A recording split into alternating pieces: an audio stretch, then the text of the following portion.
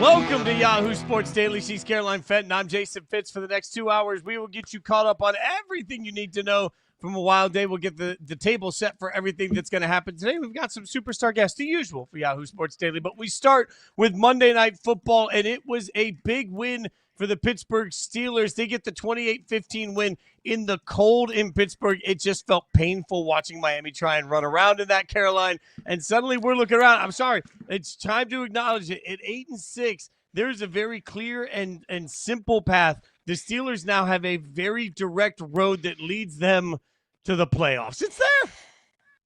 Well, that's why they made all those moves in the postseason, right? Or in the offseason. That's why they went after Aaron Rodgers. That's why they signed him to a one-year deal, was to capitalize on the season and make the playoffs. And that's great. And the Steelers honestly probably will make the postseason with their upcoming schedule. I mean, they have a gimme in there with the Browns. Yes, they go to Detroit. And yes, they still have the Ravens left on their schedule. But they have that gimme of the Browns, or what should be a gimme of going to Cleveland, that the Ravens frankly don't have on their upcoming schedule. So yes, the Steelers probably are going to make the postseason.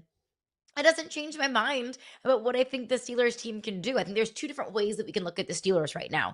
We can look at the game last night in a vacuum and all of the positives that we saw, right? The fact that Mike Tomlin is undefeated on Monday Night Football. The fact that we saw some plays that were a little reminiscent of peak Aaron Rodgers. Okay, I'm not talking about for the entirety of 60 minutes. Let's not go crazy there. But we saw a couple of throws, like that one of Marquez Valdez-Scantling. Like that was like vintage Aaron Rodgers. We saw MVS be a great addition to this offense. We saw the Steelers' run game, get some momentum and some life to it, to a Dolphins run defense that's been pretty solid so far, at least over the last couple of weeks. Like, we saw a lot of good from this Steelers team. The defense without TJ Watt was able to limit the Dolphins until like 100 yards until the fourth quarter.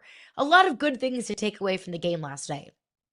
But I think that the second way to look at it is, okay, yes, the Steelers looked good last night against a not very good Dolphins team who has a quarterback who doesn't play well in the cold weather. I still don't feel any better about the Steelers team and what they can do in the postseason if and when they get in. I still don't think that the Steelers can play spoiler to, I don't know, like the Houston Texans or the Buffalo Bills or the New England Patriots. Like, the Steelers are not constructed to beat and compete with teams like that. The Steelers are not constructed to win in the postseason.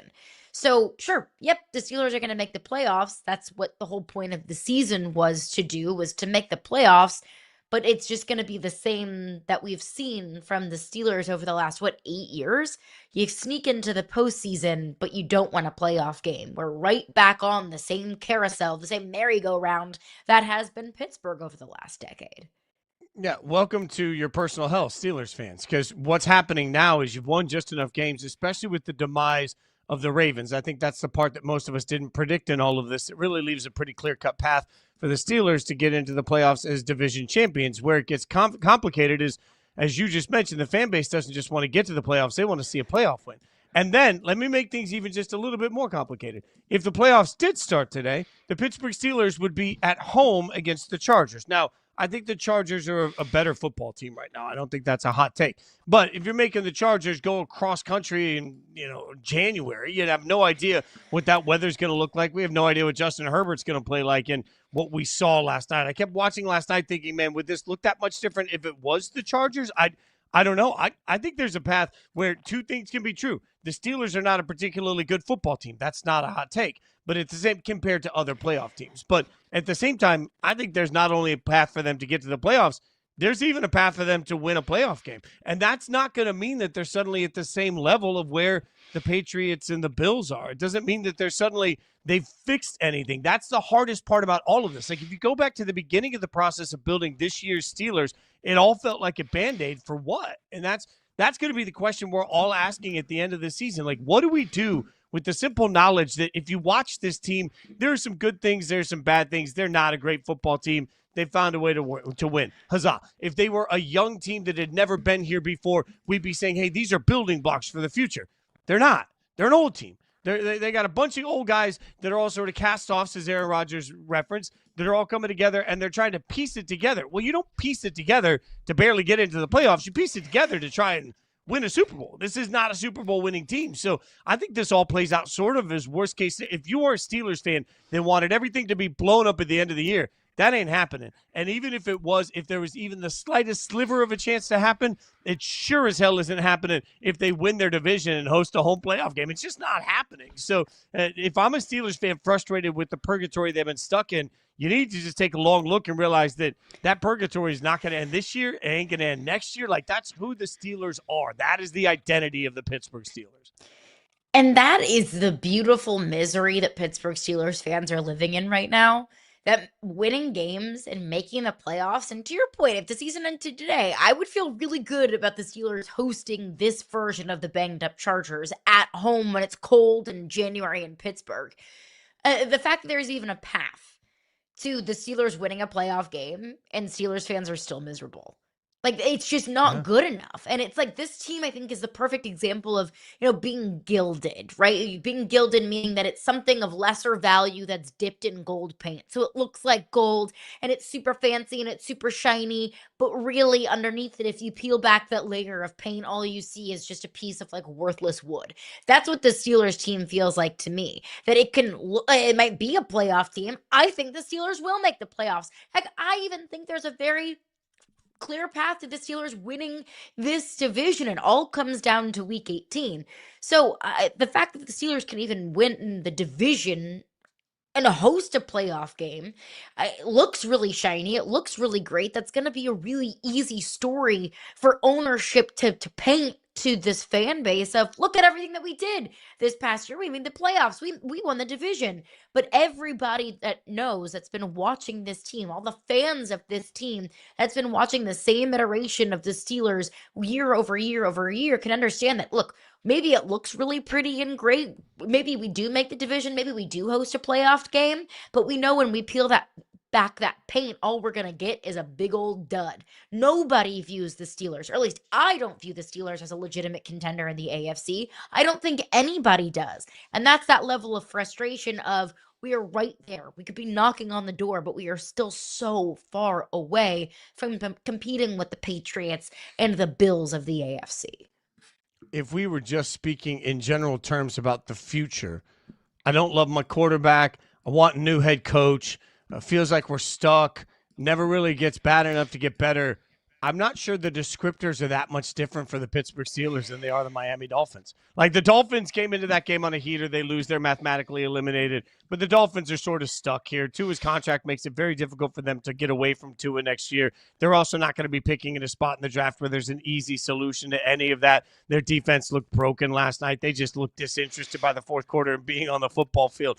This is a Dolphins team that in some ways you look at it and you say, man, this should be pretty good. I don't know why they're not better. They just aren't. And at some point, that's just, you are who you are, right? You are who the tape says you are, not even just the record. Everybody says you are what your record says. I think you are what your tape says. And the Dolphins just aren't a great football team. So it's funny to me that while the rest of the season plays out wildly different for Pittsburgh and Miami, they have one common thread, and that is that they're both sort of stuck in the right now with no real answer on how to get drastically better for the future and no real answer in what's going to solve whatever their dilemma is and put them amongst the elite teams in the NFL.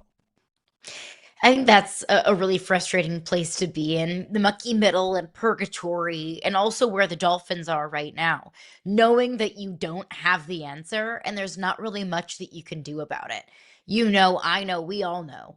That's what I took away from last night. As long as Tua Tagovailoa is the Dolphins quarterback, Miami will win nothing of substance. So you know that. You know that you don't have the answer to compete in this iteration of the AFC. But, I mean, Tua carries a $56 million cap hit next year. There's nothing that the Dolphins can really do with Tua.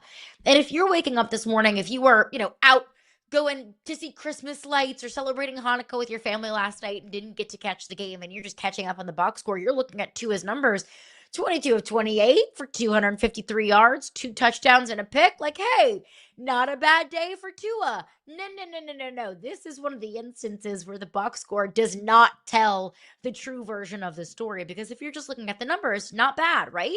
But if you watched the game last night, you understood it was so incredibly dreadful And the fourth quarter was like a beauty filter for Tua's numbers. That, yeah, the Dolphins were able to piece together some offense in the fourth quarter, but it was really garbage time. Like that game was already over and done with. The Steelers really already had it won at that point. So Tua was dreadful. The pick in the first quarter was absolutely terrible. Tua cannot compete in the cold weather. He's what, 1-6 in 45 degrees or below. You play in the AFC East, dude. Like, you're gonna have to win games. You're gonna have to play well, to get to the playoffs and to contend in the playoffs in the cold weather. That's just the reality of being a quarterback in the NFL. So as long as Tua is in Miami, they're just gonna be a middling team at very best. They will win nothing that matters as long as Tua is there. And there's nothing that they can really do about it other than get themselves in cap hell for the next few years. Thoughts and prayers to everybody playing their fantasy football playoff matchups last night that had Dolphins that they thought were going to put them over the top. Oopsie. All right, we got one other big piece of news from yesterday. Came from the NBA. Want to get you caught up on the Mavs. Cooper Flagg became the youngest player in NBA history to drop 40 or more points in a game, finishing with 42, the most points ever scored by an 18-year-old in NBA history. Yes, Dallas lost this game, but now when you start looking at the history books, he has already vaulted himself with 5 days until he turns 19. He is the third highest scorer ever in NBA history under the age of 19, behind Kobe and LeBron. Kobe's about 61 points ahead of him. Might be able to catch Kobe. We'll see how the next couple of games go. But just a reminder that Cooper Flagg was apparently broken in the first week of the season, the way we were all talking. It turns out that Cooper Flagg's still doing really well, even if there's a lot to still work on around him. Oh, happy early birthday, by the way, to Cooper Flagg, in 5 days. Good for Cooper Flagg. I felt like in his debut, he didn't have a great night. So everyone was like, oh, okay, stinks, bust. And I'm looking around like, wait, whoa. This guy's 18 years old. This guy just was, walking around a college campus a couple of months ago. Like, let's give the kid, I don't know, maybe just a little bit of time to figure things out. And now we're seeing, the fruits of that labor and the rewards of what happens when you continue to invest into a young player. I love this for Mavs fans too. Life as a Mavs fan cannot have been very fun over the last, let's say, 6 months. You trade away Luka Doncic, and they essentially throw a funeral for him in Dallas. And then Nico Harrison gets fired. The team's not very good. It just feels like your whole world is crashing and burning as a Mavs fan. And then last night, you start to see the glimmer of hope of what and who Cooper Flagg can do and become in the NBA. And I think that's at least a silver lining that Mavs fans can hold on to. They've been needing some good, Fitzy. I've said for years, most 18-year-olds are shaking in their boots about trying to figure out how to do the right promposal. He's 18, and he's out here trying to figure out how to be a multimillionaire, an NBA player, and a professional athlete. A little grace goes a long way, remembering where most of us were when we were 18. All right, coming up, we got a lot to get into over the course of the show, including some college football with this guy, the great David Pollack, joins us next. We'll get his thoughts on Georgia, college football as a whole.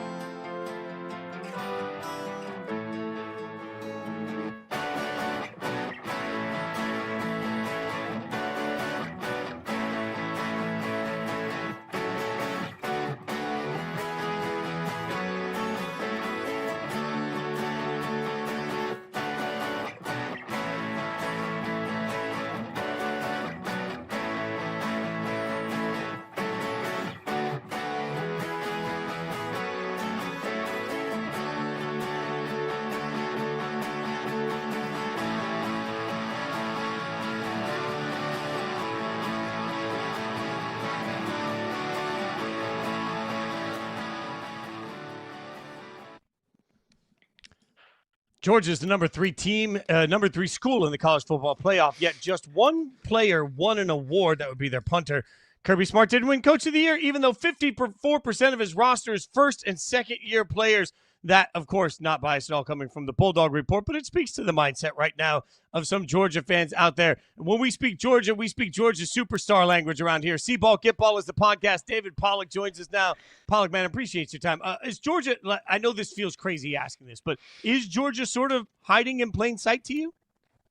Well, I mean, I think the way they started this year gave people a little reason for pause. This is a young team, man, like super young. You start looking on the defense, man. You don't have a lot of guys that you're familiar with. So I think that because they started a little bit slow, they didn't get probably the respect that they deserve. And listen, if you watch them the first couple games, Fitz, I was the same. I was looking at the offense. I'm like, yeah, I don't know if Gunner can do this. And then he goes to Tennessee and does it, and they've checked a bunch of boxes. They're a good team. I think they're one of those teams that's peaking like this and doing this at this time. So probably doesn't want to be someone that people want to play because of the style and the way they play. I mean, Kirby showed y'all's picture when you brought it in was perfect. Kirby's got his tongue out. I mean, it's just that's his personality, right? Like he's a dog and he leads them. And so, yeah, I don't know that everybody looks at them and goes, yeah, that's somebody I really want to play.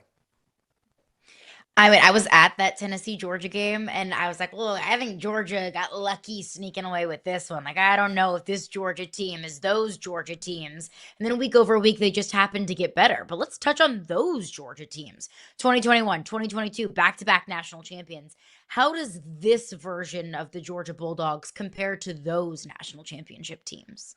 I don't think you see the star power, right? Like you had some dudes like Brock Bowers obviously was one of the bigger names on the planet and what they did with him. So you had Stetson Bennett at QB that I think is similar because Gunner and Stetson are more similar than different, but you had Nolan Smith and Jordan Davis. And so the list goes on and on and on. That was a superstar laden team. That was a team that everybody knew the names of the guys.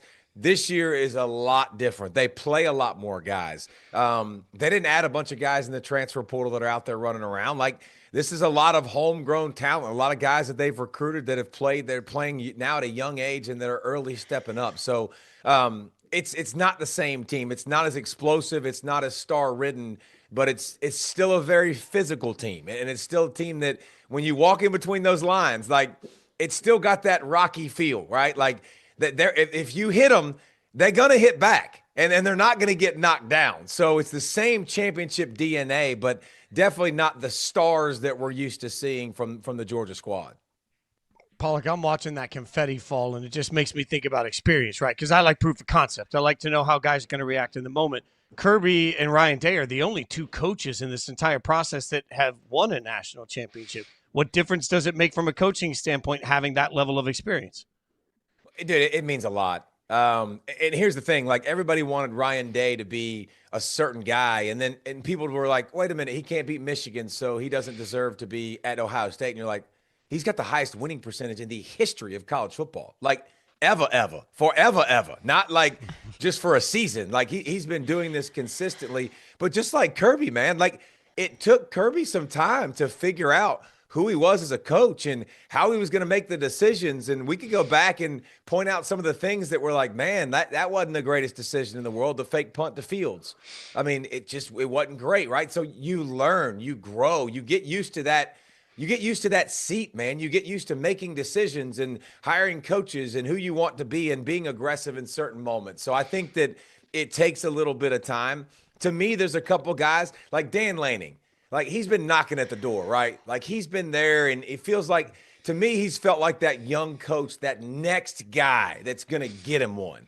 And he's in the field. Like Joey McGuire in Texas Tech in the field. Kirk Cignetti all of a sudden now in the field out of nowhere with Indiana. So I think that there is an experience in big games that really does it proves who you are, what you are. And I think more importantly, it shows you as a coach, like I've got to be ready for X. And sometimes it's crazy because what you don't realize is you're ready for X, but then you got to get ready for Y really quickly. And then sometimes it's even Z as a coach, and the guys that have been there, done that, bought the T-shirt and hat, they're used to it.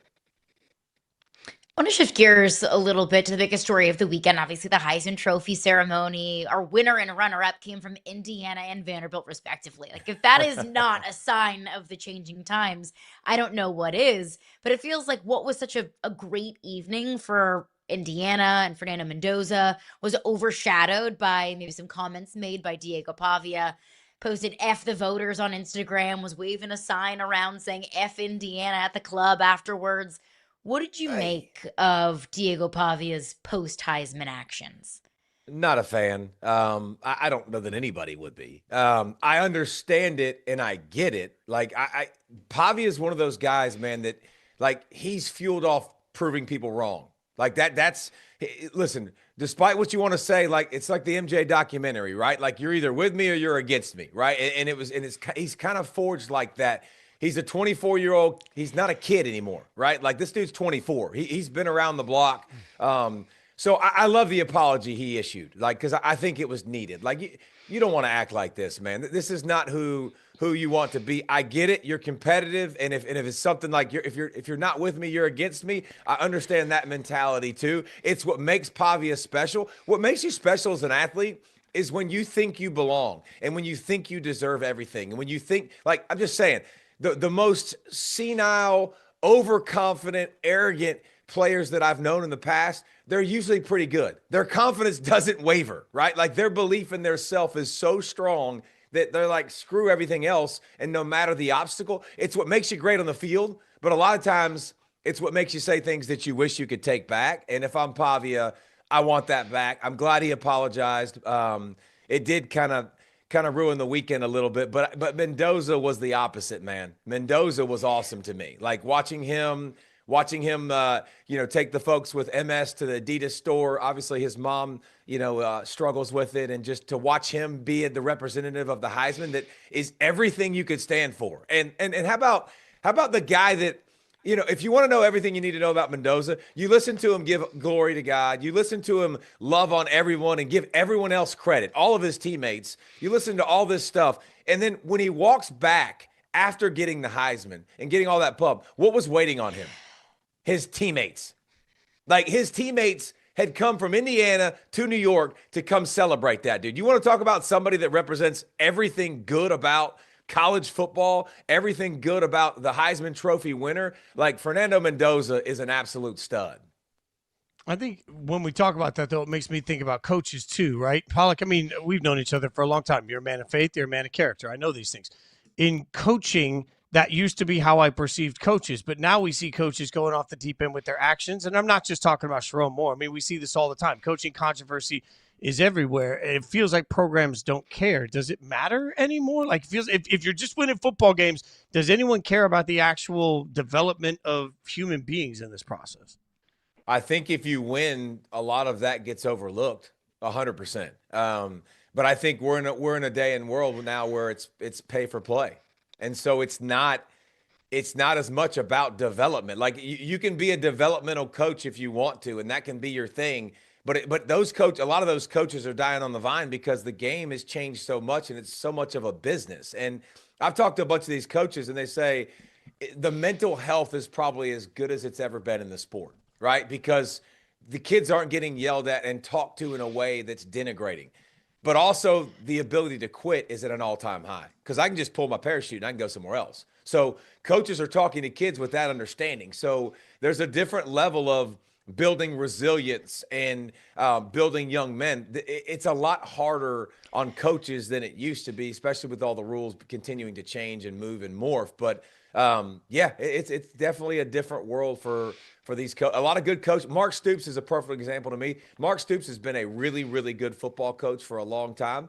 Hard to survive in this world now with NIL. It's a business, and if you don't have the right people around you, a lot of good coaches are not going to have a job, and a lot of relational coaches that are doing it for the right reasons aren't going to have a job as well.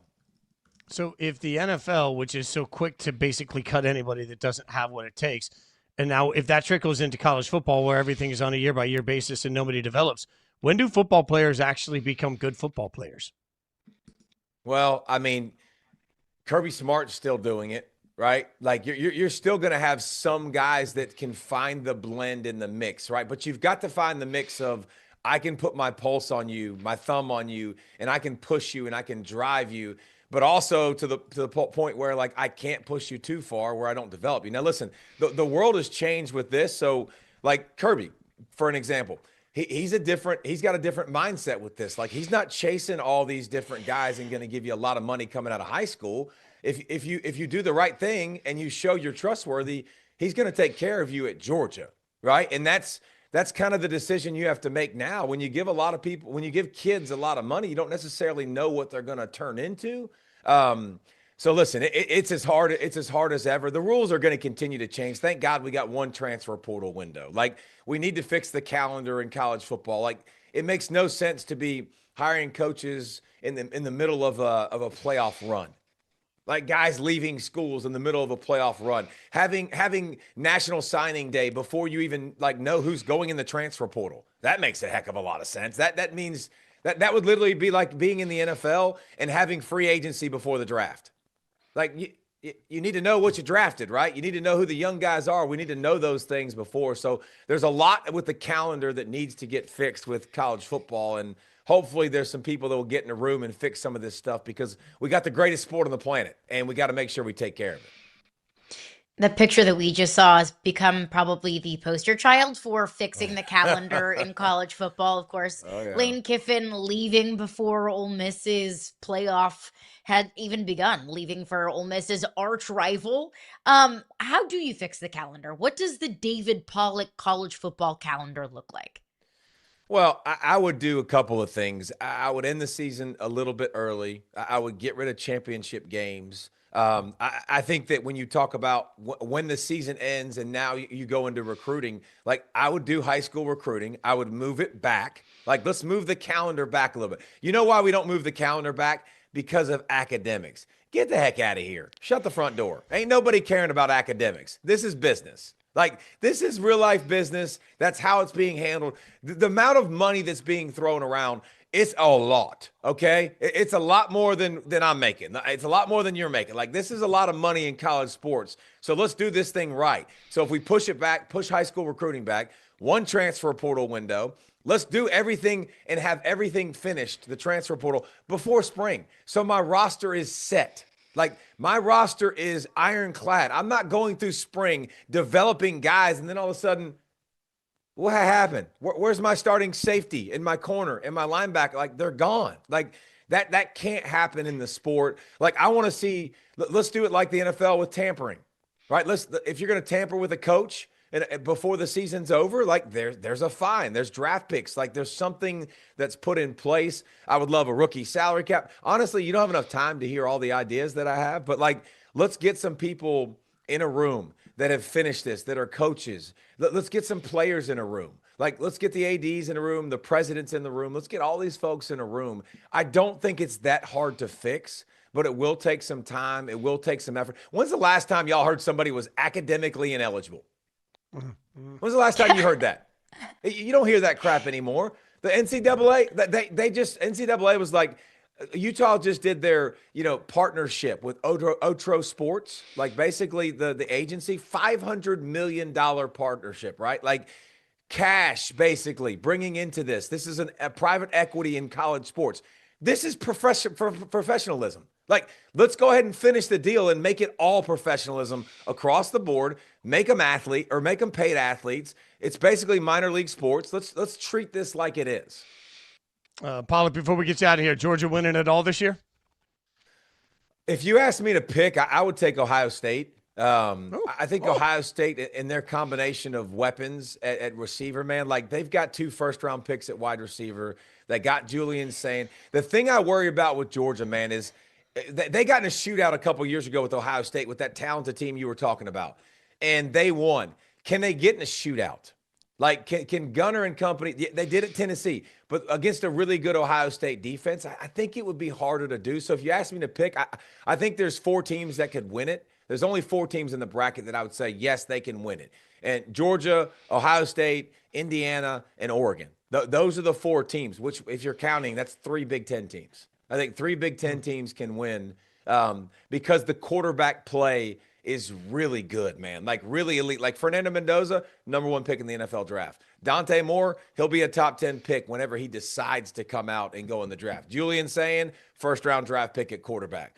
Gunnar Stockton has an elite defense, an elite sporting cast. Like, he's not even remotely in that conversation. Maybe he gets drafted, in the middle rounds or something. But I do think the talent and the way they can win is different than everyone else. You guys should check out the podcast, See Ball, Get Ball. Follow him on social media at David Pollack 47. Pollack, appreciate your time, man. Thanks for everything. Merry Christmas, brother. Thanks for hanging out with us. Merry Christmas. Thank y'all for your time. See you, dudes. Thank you. All right, Pollack's our MVP. Coming up, we'll figure out who the NFL MVP is next and why we don't agree on which one of those guys should get it.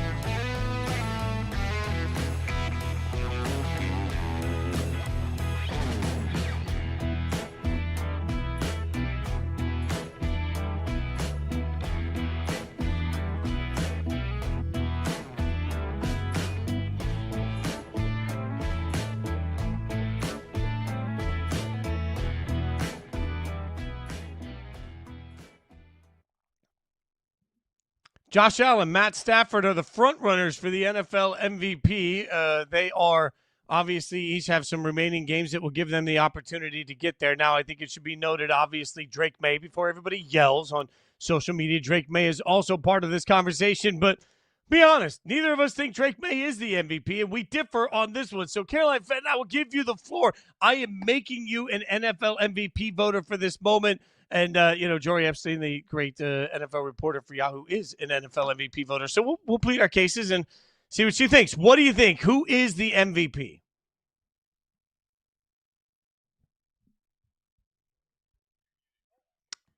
I'm not hearing Caroline. So we'll try. There she is.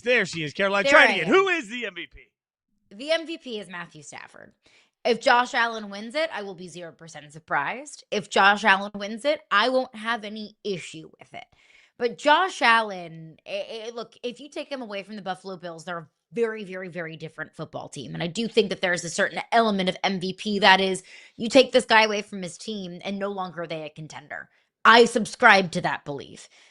But you can't ignore what Matthew Stafford has been doing. Yes, it's less flashy than what Josh Allen is doing, but Matthew Stafford has had close to a perfect season this year in the NFL. He's second in passing yards per game. He has the best touchdown to interception ratio in the NFL. He has thrown for more touchdowns than any other quarterback in the NFL. 37 touchdowns and 5 picks. Just let that sink in for a second, especially at 37 years old. Like, that kind of efficiency is unheard of.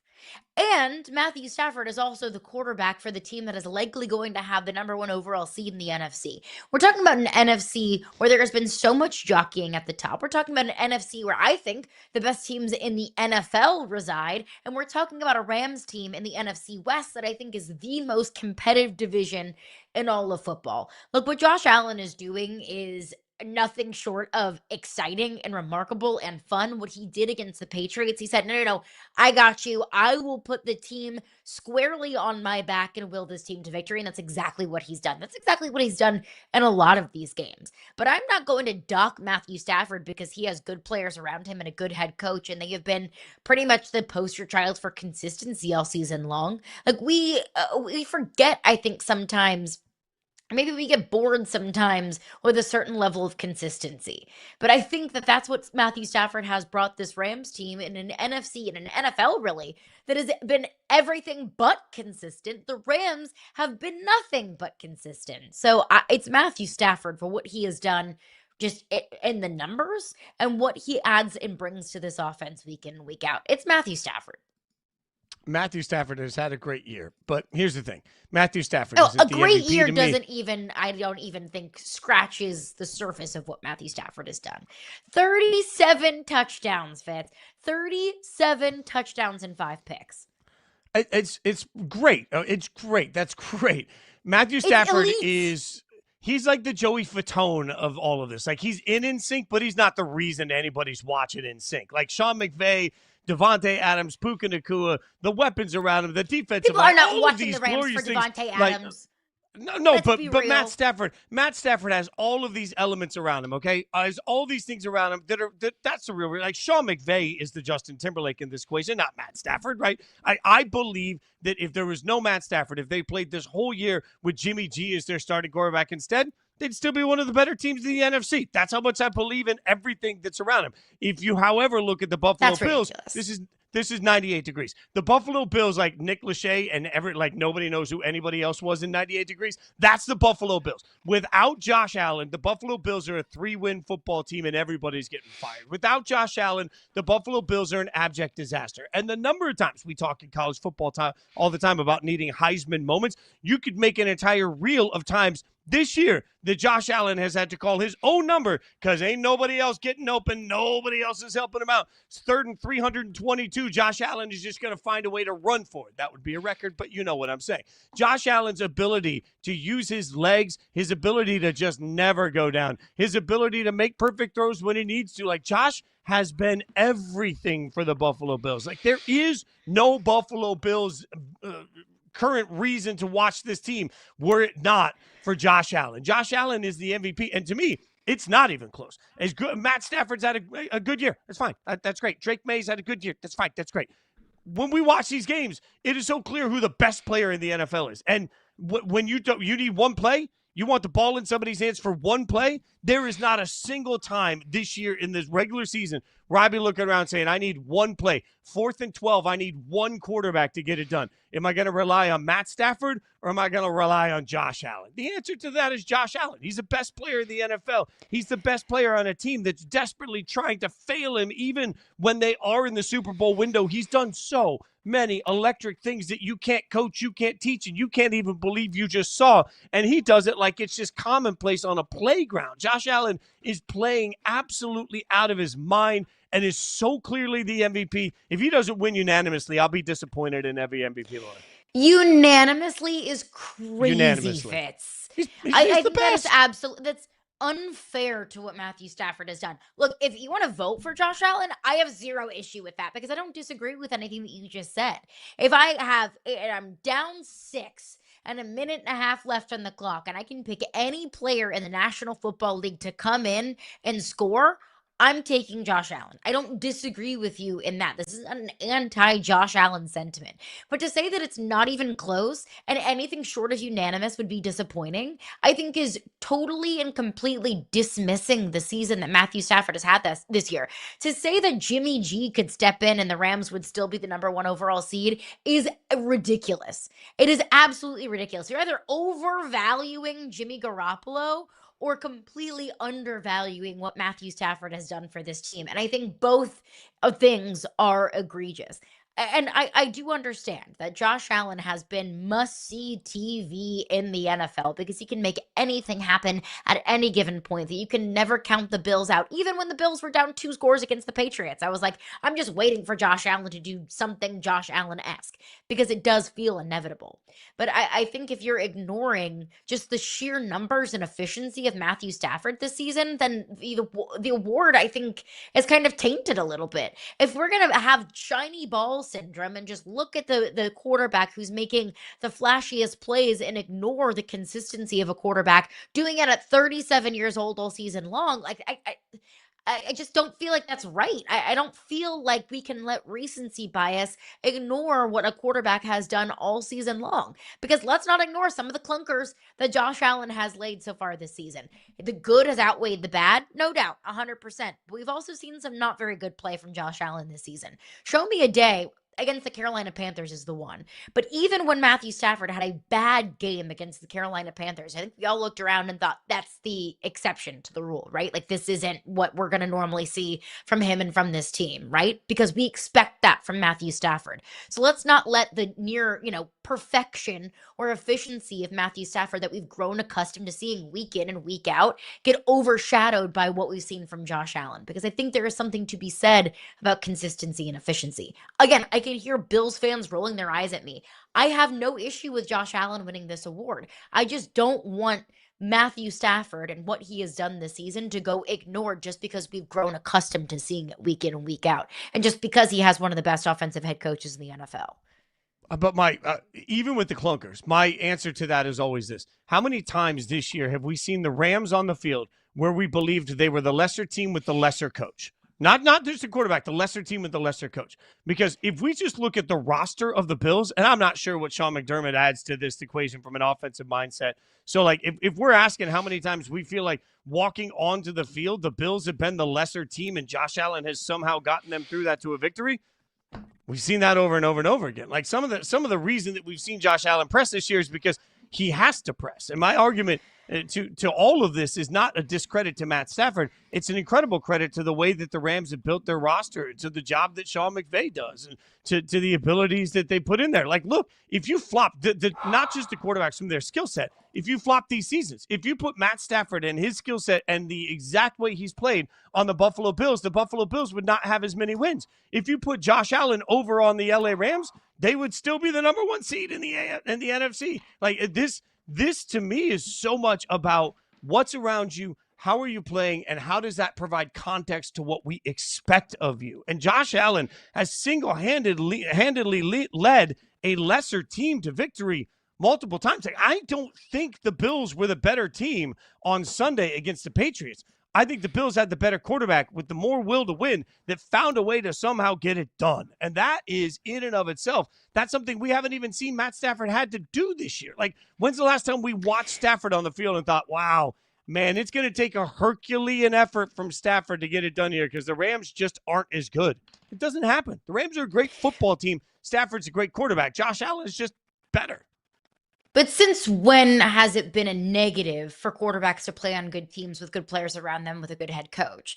Because in that same logic, Patrick Mahomes never should have won MVP because he has Travis Kelce and Andy Reid, one of the brightest offensive minds in the history of the National Football League. Like, I don't think it should be looked at as a negative for a guy in this race because he has a good team around him. I definitely think it's a boost to a quarterback's resume if he elevates the team around him, which is exactly what Josh Allen has done. It's what Patrick Mahomes has done at times as well. It's what Joe Burrow has done for the Cincinnati Bengals. That separates the elite quarterbacks from the great quarterbacks, is how can you elevate your team on any given Sunday? Josh Allen clearly does that every single week. I am not denying that. But I don't think that Matthew Stafford should be any less qualified for the award just because he has a good team around him. I think that's flawed logic.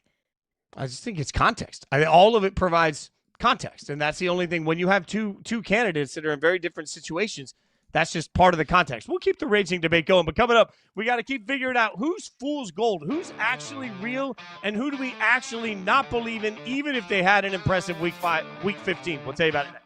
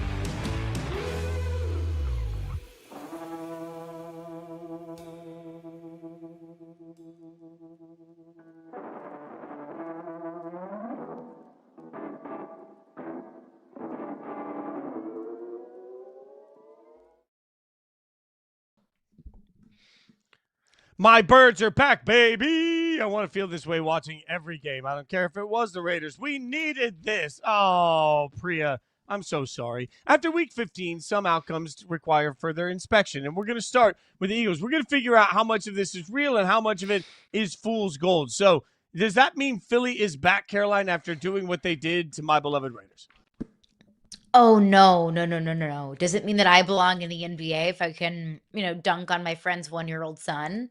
No, it doesn't. The Raiders make everyone look good. The Raiders are like the push-up bra of the NFL.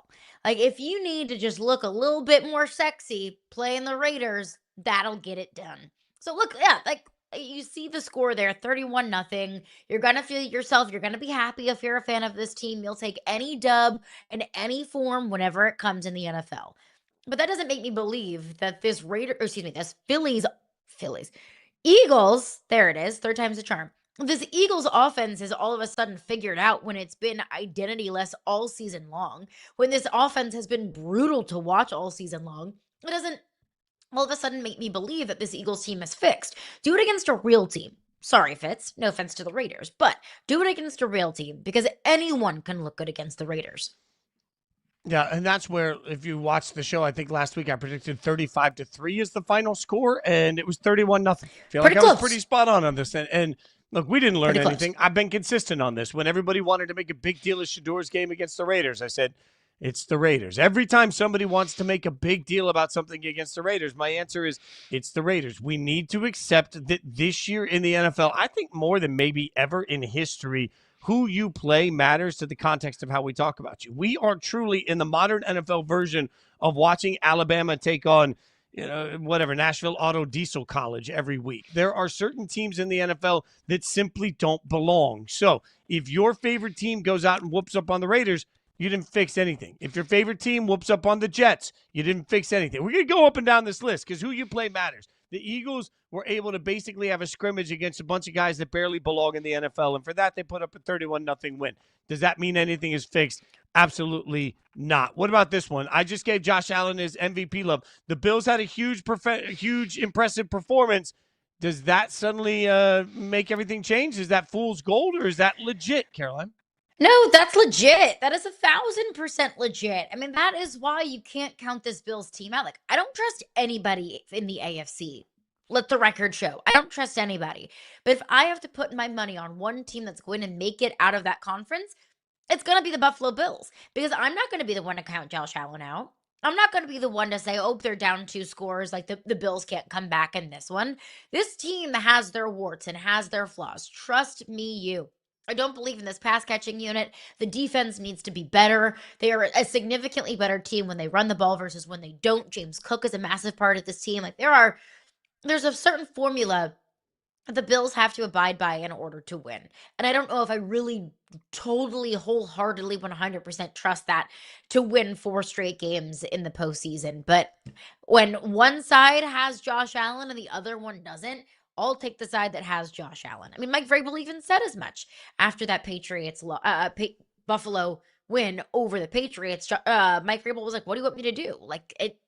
Sometimes it's as simple as their quarterback is Superman and our quarterback isn't. So 100% that's legit.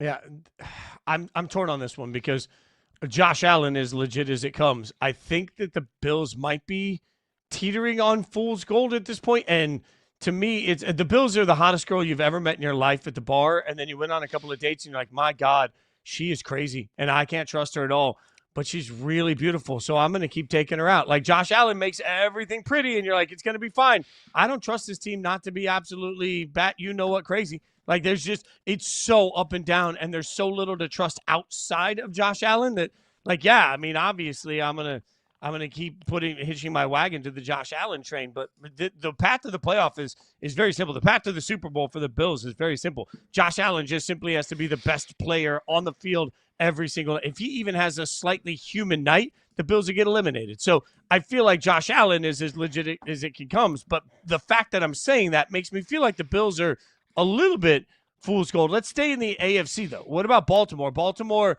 they did what they were supposed to do against the Bengals. That defense made life hell for Joe Burrow. Pick 6. We all saw that. Great play. Ravens D, fool's gold or legit? I think it's legit because this is more of the Ravens team that we all expected going into the season versus the Ravens team that we saw for the first 10 weeks of the season.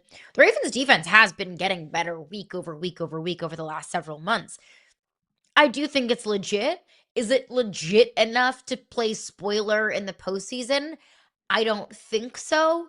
I do think that Derrick Henry finally eclipsing 100 yards on the ground this past week, I do think that's legit. I think you're starting to see the Ravens offense at least find some sort of firepower and some sort of identity.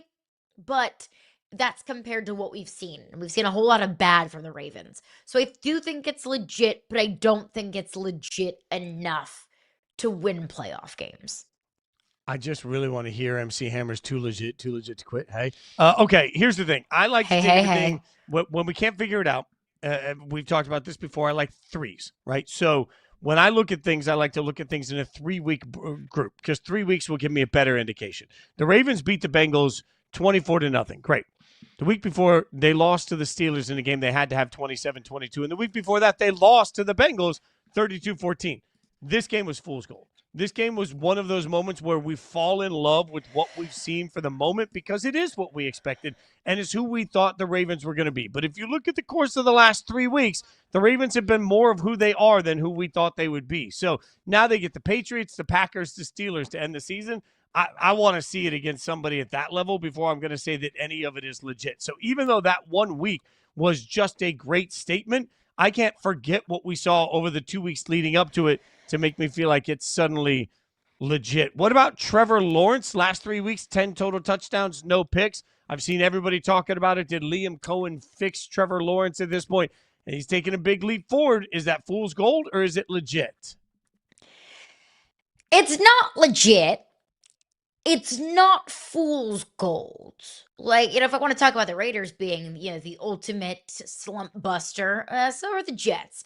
So I'll take that one with a little bit of a grain of salt. We're not going to see Trevor Lawrence go off for 20 of 32, 5 touchdowns, no picks, and 50 yards on the ground any given night. You do that against the Jets. You do that against the Raiders. You do that against the Titans, which is one of those games, one of their opponents on this really favorable stretch for Trevor Lawrence. So I don't think he is what he was against the Jets. I don't think Trevor Lawrence is 10 touchdowns and 0 interceptions over the last several games. I don't think that's who he is and what we can expect from him week in and week out. But I also don't think Trevor Lawrence is as bad as he was against the Rams, completing, 50 or less than 50% of his passes. I don't think that Trevor Lawrence is who he was against the Cincinnati Bengals earlier in the season when he, again, completed fewer than 50% of his passes and turned the ball over twice. So it's not legit. It's not fool's gold. I think Trevor Lawrence just who he truly is in the middle of what we've seen from him in a sample size of this season. Yeah, and this is where it's hard because if you look at the last 3 games, Jets, Colts, Titans, 2 of those 3 teams terrible. Yes, he's played better. But to your point, if you look at the games that he's played against quality opponents this year, Texans didn't play well. Rams didn't play well. Seahawks didn't play well, right? Those are the 3 best defenses.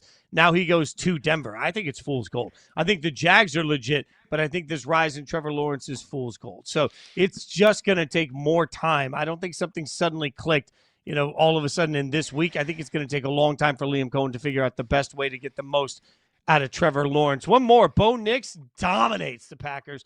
302 yards, 4 touchdowns. Fool's gold from Bo Nix, or is this one legit? I think this one's legit. I think this one is a sign of what's to come. Because I talk a lot about how so many of the Broncos wins have come by 7 points or less, by 1 score.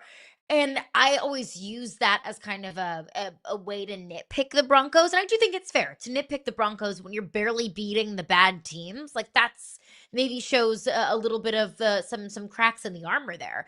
But a lot of those 1-score games that are winning is because Bo Nix has been so clutch when it matters most. That Bo Nix might make a boneheaded decision, but in the 4th quarter, he locks in and can orchestrate a game-winning drive. So I think what we saw against Green Bay, look, and that's a good Green Bay defense. That's not just Bo Nix going up against the rinky-dinks of the NFL. This was a legitimate Super Bowl contending caliber team that he looked elite against. So I think that this is a sign of what's to come. And if Bo Nix is figuring things out and he's kind of starting to get a good vibe for his role in this offense, He's starting to air the ball out a little bit more.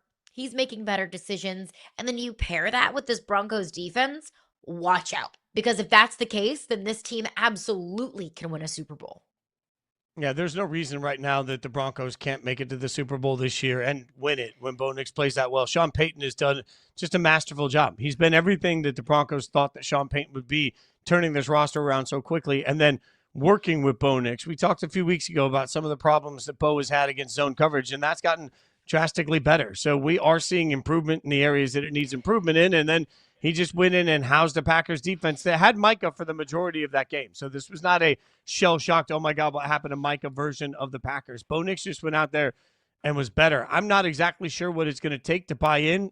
Defense wins championship. Head coaches that have experience matter to me. If you just start stacking up all of the pluses, if you make a pros and cons list on everything about the Broncos, the pros are starting to outweigh the cons, even in a Super Bowl conversation. We got more to get to coming up next hour. Frank Schwab will give us his power rankings. I'll figure out Frank's name. He gives us our power rankings. Joe Mande going to join us next, and we'll get his thoughts on the Timberwolves.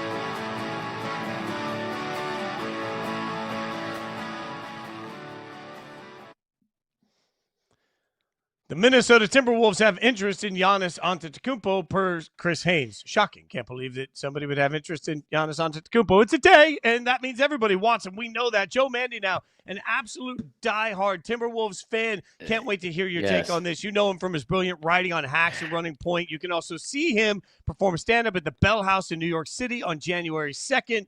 Appreciate your time. Thanks for hanging out with us, man. You want Giannis? What are we doing here? Sure. Yeah, let's do it. Why not? Sure. Yeah. Would you like $1 million? Yeah, sure. Why not? Yeah, sure. Yeah, I'll take $1 million. I'll take Giannis. I mean, I will say he's used to Milwaukee, so Minneapolis, St. Paul, just kind of a better Milwaukee. I mean, hey, like they're not that different of cities. It's a great sell, right?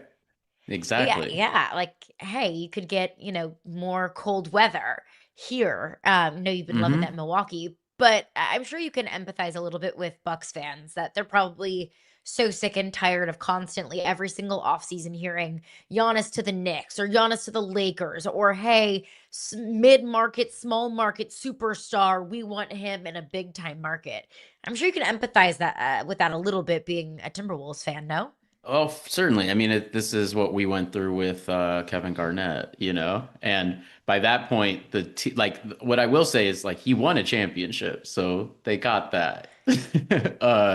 With Garnett, it was sort of like by the end of it, everyone was like, he deserves better. He should go somewhere else. So I don't know if they're already at that coping stage, but the Wolves are a better team than the Bucks at this point.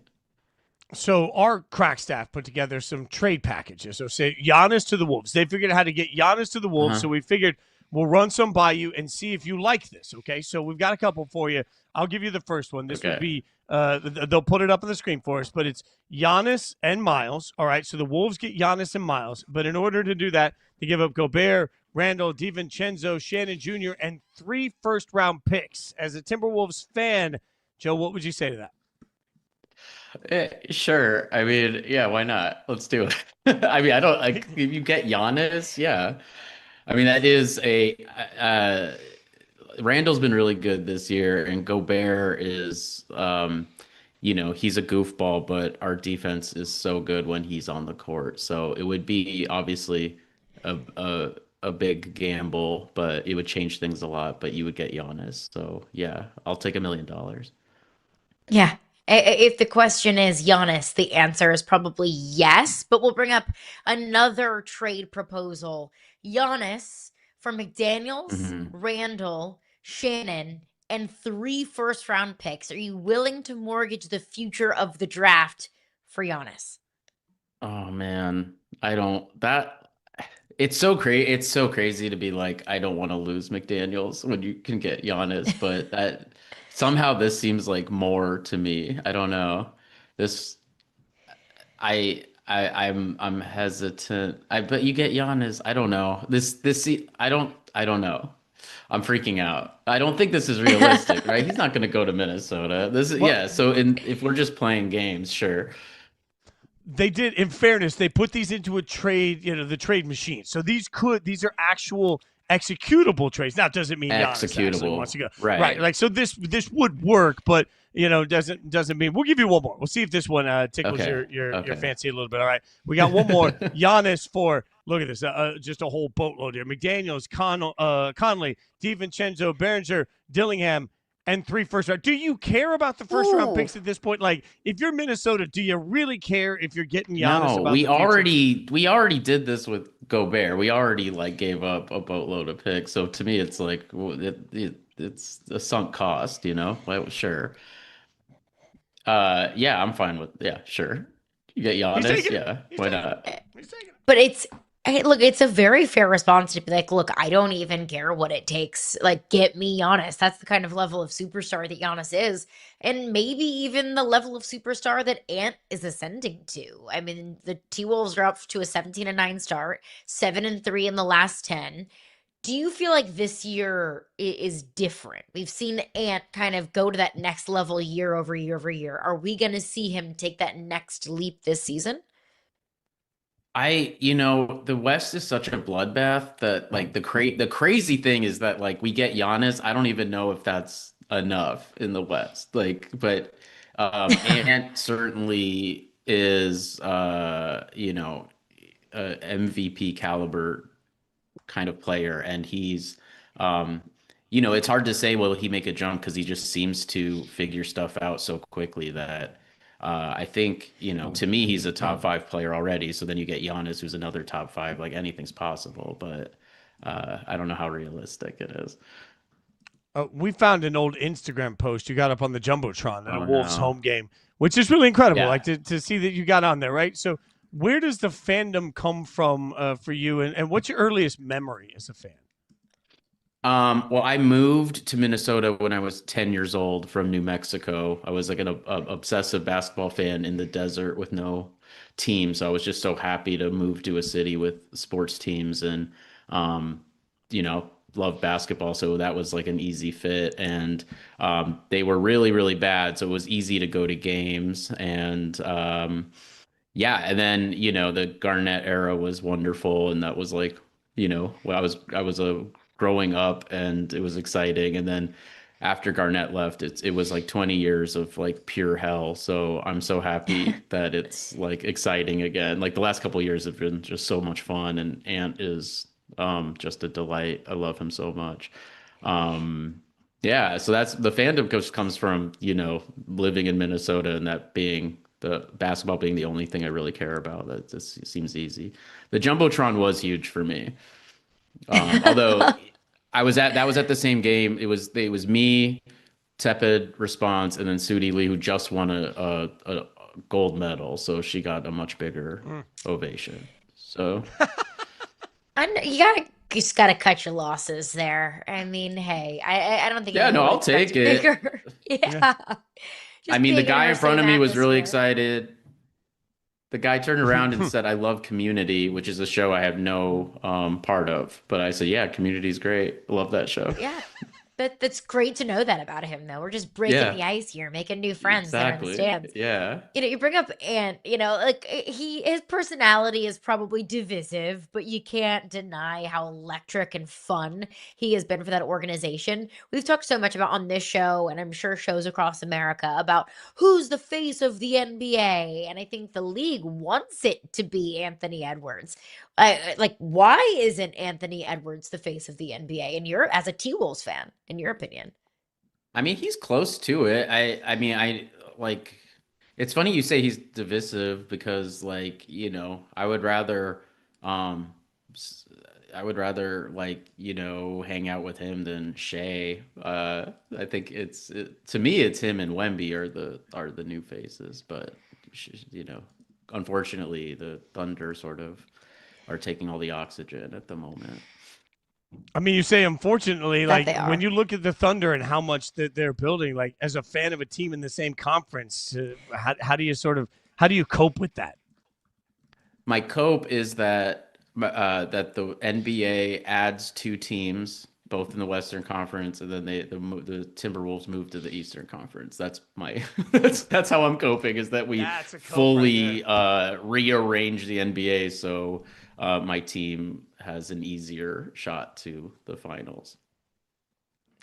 And I mean, you've done so much in the world of comedy, and I'm sure that that is a dream come true for you. What would a dream that exists might be for you as something that you would want to accomplish as a writer and as a comedian?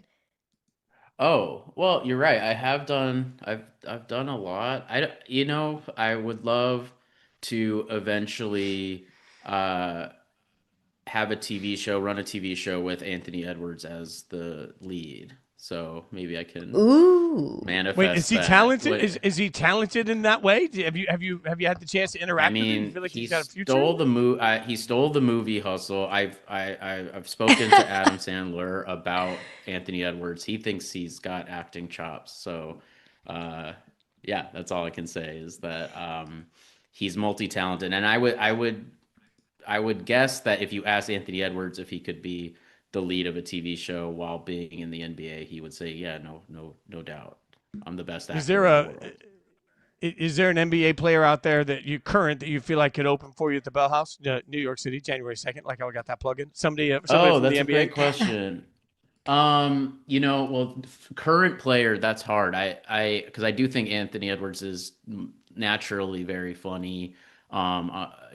Blake Griffin made a cameo in my Netflix special, but he's no longer playing. That's why I But asked would you that. I take. didn't want you to go to Blake. I was trying to get you out of the Blake world. That's where. Well, who also is very funny. I don't know, Robin Lopez, legit very funny. Yeah. So I'll have to think. I weirdly, I think in another universe, Tyrese Halliburton could be a comic. He seems to have a Ooh. comedic sensibility, and he's kind of a troublemaker. I think Giannis. I mean, with all the Giannis talk we're doing, I think Giannis would be a great comedian. Giannis would be good because he's kind of dorky in like Yeah. dad joke kind of way. So I think he could be. I think he would be more marketable than me as a stand-up, because he could be clean. He could do conferences, and yeah, he would rake it in because he's squeaky clean.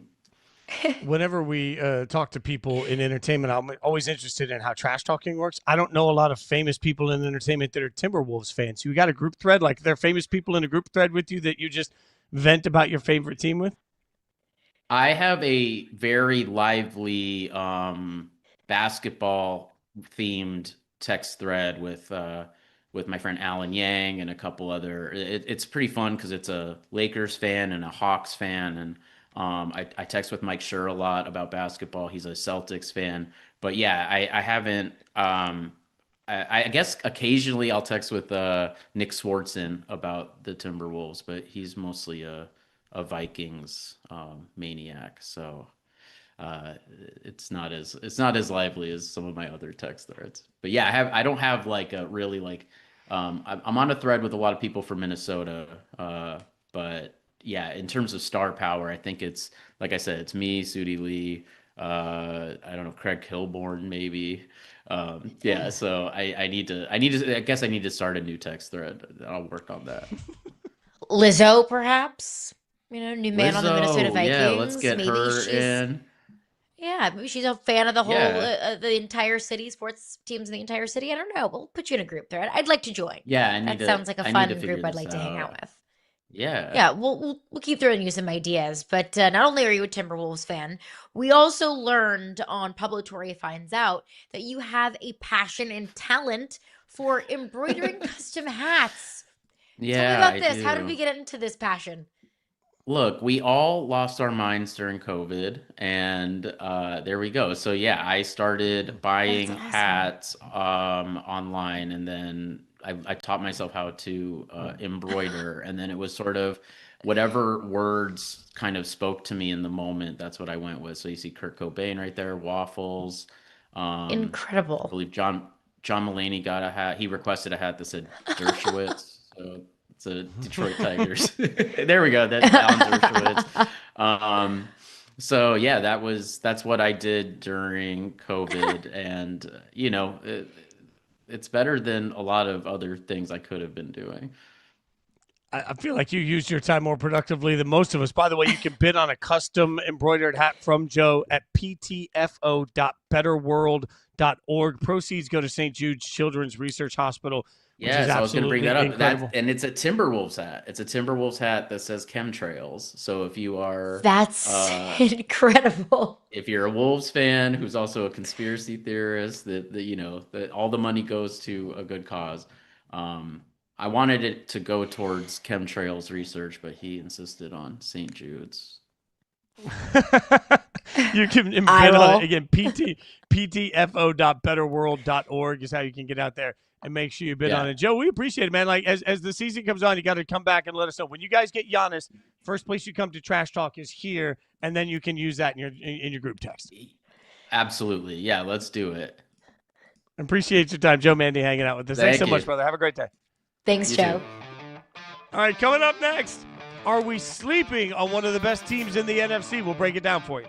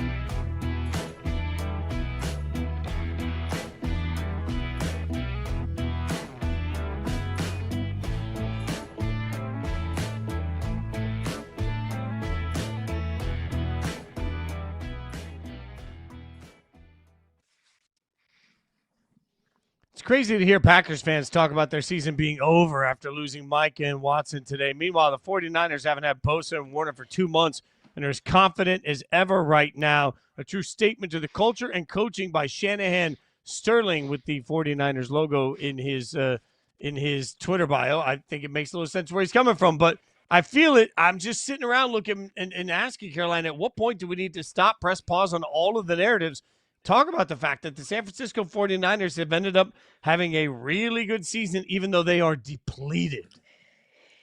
Yeah, I think that it's fair to say that the 49ers are that team that everyone's just kind of forgotten about, the team that nobody's really talking about, but they're quietly 10-4. And I don't know if it's because they're in the NFC West and it's really just a battle between the Seahawks and the Rams. I don't know if it's because they are so banged up, so everybody's just kind of written them off as like, okay, that's a team that I don't need to pay attention to. I don't know if it's because they just haven't played in that many juicy matchups. Like, their two games with the Rams have been awesome, but in recent weeks they've played the Titans, who suck, the Browns, who suck, the Panthers, who don't suck, but they're also not a very engaging or intriguing football team. They've played the Cardinals, who suck, the Giants, who suck. They just played a lot of bad football games, so they're not going to be getting these big-time, prime-time matchups. So when you're not on Sunday Night Football, Monday Night Football, Thursday Night Football, you're not in any of those prime-time windows. Maybe it's easy for just the casual fan to forget about you. I don't know what it is. I don't know if it's just a combination of all of those things, probably to an extent a little bit, but the 49ers are absolutely a team that I would not want to see in the postseason, with or without Joey Bosa and Fred Warner. Nick Bosa, excuse me, wrong Bosa. I think there's one extra element, and that is that we are so wildly quarterback obsessed, and people along the way decided they just don't think Brock Purdy's all that. And so, like, once people decided they weren't scared of Brock Purdy, that he's not going to be a brand for a lot of casual fans, once we got into this, well, is it system? Do you really? We've spent years debating whether or not Brock Purdy should even get paid, right? So he's not that good. Now he's been paid, and it's like, we're not paying attention to him. Like, if they had the exact same result with the exact same stats in the exact same season, but their quarterback was named Herbert, or their quarterback was named Love, or their quarterback was named Bo Nix, or you can go, list goes on and on. Quarterbacks that we seem to want to gravitate towards talking about more, we talk more about the 49ers. Between the injuries and the fact that people don't really know one way or the other whether they're in or out on Brock Purdy, and even if they're in on Brock Purdy, he doesn't have right now that rock star cachet next to his name. It just doesn't make for an easy, sexy first take type conversation. So I think that's a big part of what's holding us back from looking at the 49ers, but it's also a credit to the job that Shanahan has done. Like, we need to stop couching injury as an excuse for underperformance when we see consistently, like, the 49ers, the Chargers, the Lions, these are all teams that recently have been decimated and have still at least found a way to play relevant football. I think Shanahan is doing the best job of his entire career right now. Like, last week, we weren't even sure if Christian McCaffrey was going to play. He finds a way to gut it out. They are absolutely just ripped apart with injuries, and they still have a shot at being in the top seed in this whole thing. Like, the number one seed could be San Francisco. San Francisco could play a home game for the Super Bowl, and we're not even talking about it. Yeah, I mean, Frank was on our show last week, and he'll join us here in just a little bit for his Power Frankings of the week. But he mentioned Kyle Shanahan for Coach of the Year, and I thought, you know what? Hell yeah. I'm so here for that. Coach of the Year doesn't always have to be a coach who turned around a bad team and made them a good team. Of course, that's, absolutely going to give you a resume for Coach of the Year.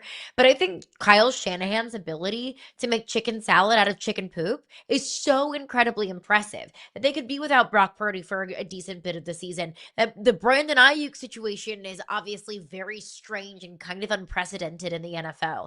That you've had so many injuries offensively. Jawan Jennings has been on the field, has been off the field. That you have no Nick Bosa. You have no Fred Warner. Not just two of your best defensive players, but two of the best defensive players in the National Football League. And we're talking about a path to the number one overall seed with 4 weeks left in the season. Credit to Kyle Shanahan. Credit to Robert Saleh. I think Robert Saleh should be getting interviews this offseason for a head coaching position. Because the job that he has done on that defense without Nick Bosa and without Fred Warner has been so incredibly impressive. This is where the value of quality coaching comes in. It's the classic X's and O's versus Jimmy's and Joe's conversation. This is 49ers team with how many injuries they've had, I think is a testament to a good X's and O's type of coaches and coaches that can get the most out of their roster. Because right now the 49ers have what? The third best roster in their division? But have a path to winning it all. And they're 10-4. Like, think about if they had not been decimated by injuries, what would their record be right now? It's wild to think 10-4 and not even part of the conversation. And look, if they're going to get to the number 1 seed, they're going to have to earn it a little bit, considering they have the Colts coming up. Obviously, they're the favorite there. But then they have the Bears, and they'll end with the Seahawks. So there is still this weird path. And going through the Bears and the Seahawks means that the 49ers have a real chance to prove where they are. Those Bears and Seahawks games, by the way, back-to-back home games coming down to the end of the season. So there's just a lot here for San Francisco to look around and then say, okay, why not? And then as much as we've talked about this year in the NFL, we talk about some of the dominant teams. I don't know. We believe the Rams are supposed to be dominant. We believe the Seahawks are supposed to be very good, but they've also had cracks in the armor in recent weeks where they haven't necessarily looked quite that. Like, do I really believe that Shanahan can't pull off the impossible through the playoffs? No. I mean, why not this 49ers team, considering how wide open the NFC is? If they get home field advantage throughout the playoffs, like if they never have to leave the West Coast, why not the San Francisco 49ers to the Super Bowl, just given how open the rest of the NFC looks right now? I can't go there with Super Bowl with the 49ers. And maybe that just totally negates everything that I just said, all of the waxing poetic that I just did for this team. And this NFC, when you have the Seahawks and the Rams and the Eagles and the Bears and the Packers and the Lions, I can't trust this 49ers team with how depleted they are to go on a run and beat 4 of those teams. Do I think that San Francisco can play spoiler to any of those teams? 1,000% yes, I do. Do I think they can do it on the path to a Super Bowl?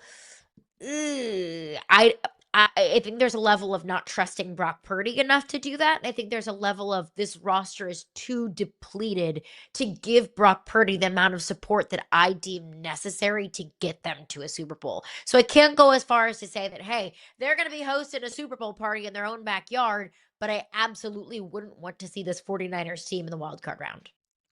So the key to the 49ers getting the 1 seed is as simple as this. The 49ers win out at Indianapolis versus Chicago versus Seattle. If the Seahawks win on Thursday against the Rams, that whole equation gets you to San Francisco with the first overall seed. Now, one thing I think we can all agree on about that is I love the story of it, but let's not get it twisted. Home field advantage in the NFC gets really scary for me if it's a team on the East Coast and you're telling me that the Rams, the Seahawks, the 49ers had to go to Green Bay. That I don't think any team from a mostly warm weather climate is going to want to go to Lambeau in the middle of January. I'm not going to love putting my money on that team going into that situation. I don't feel the same about the Packers having to go to San Francisco, Seattle, or LA, right? Like, it's one of those things where taking nothing away from the advantage that a home crowd can be. I just think home field advantage with weather is such a massive part. Like, if the Bears or the Packers end up with the 1 seed, that changes how I feel about every West Coast team trying to figure their way into the Super Bowl versus if the Bears or the Packers have to go to California for the NFC Championship game. That doesn't scare me as much for those teams. I mean, we've talked about that so much with Matthew Stafford, that one reason why it's so imperative that the Rams lock up the number 1 seed is because we saw Matthew Stafford when it was 20 degrees and gray and cold in Carolina, and he threw a clunker of his, by far and away, his worst game of the season. He's 37 years old. He's got back problems. Like, it's going to be an issue for the Rams in the postseason if they have to be in Soldier Field in January. Same thing with Jared Goff. I don't want to watch Jared Goff in the cold. Like, we've seen it in Philadelphia. I don't want to see it again. It is ugly. So, yeah, where these games are being played, I think, matters. It's just all the things that would have to go right for San Francisco. Beating the Bears and the Seahawks on back-to-back weekends, I'm not going to say it's impossible in the slightest. I mean, the 49ers have proven us wrong time and time again. That's just an uphill mountain, I think, to climb. Yeah, but I might I mean, they're not even on the odds page right now to win the NFC.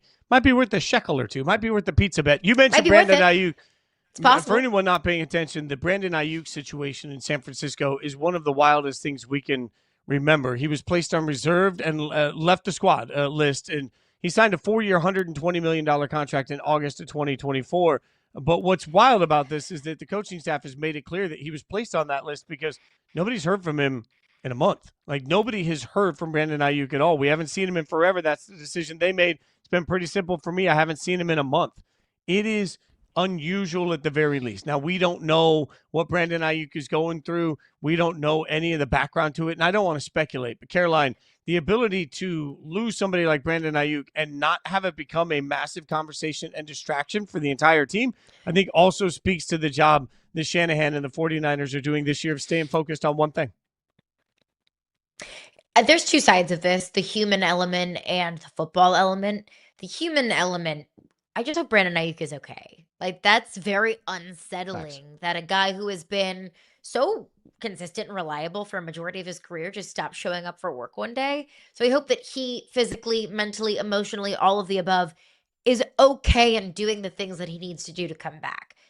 Period. Put that aside. Football side of things. This obviously is such a hitch in the 49ers offense. It's I'm sure a distraction in the locker room. I'm sure it's a question that all of his teammates have, like, what's going on in this situation? And we haven't seen anything like this before. A year and a half removed from getting paid, and Brandon Ayuk has just gone away. Like, I don't know how you approach this. I don't know how you move forward with the situation. I don't really have anything more eloquent to say other than this is just such a strange and odd and unprecedented situation. But look, Kyle Shanahan still got a job to do. I'm sure they would love if Brandon Ayuk picked up the phone and called them and gave them an update or showed up to the facility and could be a part of this team. But right now he's not.